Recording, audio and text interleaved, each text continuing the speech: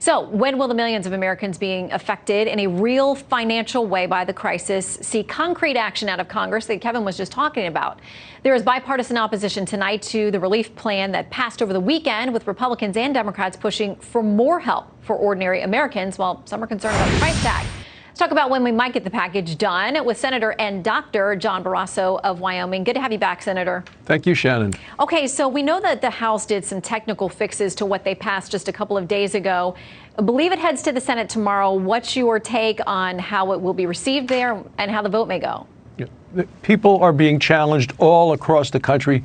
Shannon, at a time like this, relief is necessary by the government. We want to do it that doesn't burden businesses. This is a government opportunity and responsibility right now to help the American people, the workers, the families. I expect that this is going to pass what comes over from the House, but that's only phase two. Phase one was the medical component, making sure the doctors and the researchers had what they needed. This is the first step, and I wouldn't be surprised if a phase three also passed later this week, a much bigger piece to help our workers, because Shannon, with the new things that are happening around the country, people in restaurants and bars that are out of work immediately, I mean, there are immediate needs, and the government has a responsibility to step in. Okay, Secretary Mnuchin was quoted coming out of a meeting tonight. I know he met with a number of GOP senators and will tomorrow. I don't know if you're a part of that, but maybe tomorrow. He says, we'll be looking for support for small and medium-sized businesses. We'll be looking for support for certain industries that we've talked about that are particularly hard hit. I've talked about airlines, hotels, others, and we will be looking at a general stimulus.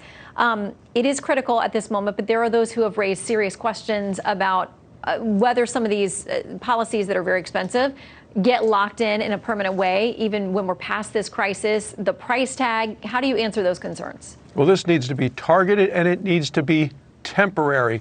But if I think of our small businesses in Wyoming, and that's just about every business in Wyoming, you want to make sure that their employees are taken care of, but you want to make sure that by the time this is over, that those businesses have the cash on hand, that they can come back open again and don't find themselves in a bad situation. So you want to take care of the employees as well as the small businesses, because it's small businesses, Shannon, that supply 70% of the jobs in America. But until we get the disease itself, this virus, under control and get beyond the health component of it, no matter what kind of stimulus you apply, the economy will not recover, as the president said today, until we have the virus under control. Okay, I want to play something from Dr. Deborah Birx, part of the task force, very well respected across numerous different administrations. Here's what she said today.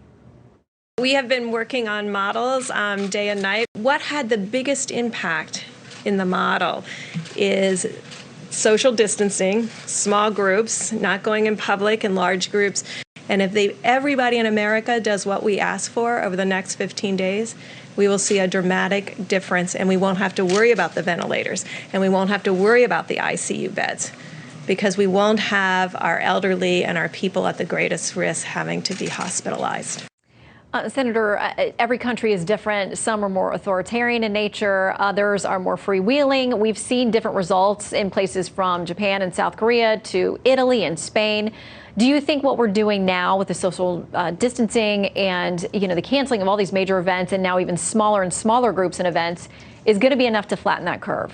Well, I think it's very aggressive and it's very appropriate, and I believe it will, as long as people cooperate in ways that we ask folks to do that. There are a lot of young people, and as Dr. Birx also said, it is the millennials who will make the difference in terms of slowing the spread of the disease. The people most vulnerable, if they are in contact, are our seniors, people who are older, who also have underlying medical conditions, and that's why the social distancing is so very important. But when you look at South Korea, that is the model that we would like to have for the United States, rather than what we saw in Wuhan and we're seeing now in Italy and across Europe. All right, Senator, we wish you all the best as you work on these new packages in the coming days, and your work as a physician as well at this important time. Well, people's lives have been impacted. Their livelihoods have been impacted like nothing they've ever seen before. And the government has a role in providing relief for the American people at this time. We wish folks on the Hill hammering this out the very best. Senator, thank you. Thank you. Thanks, Shannon.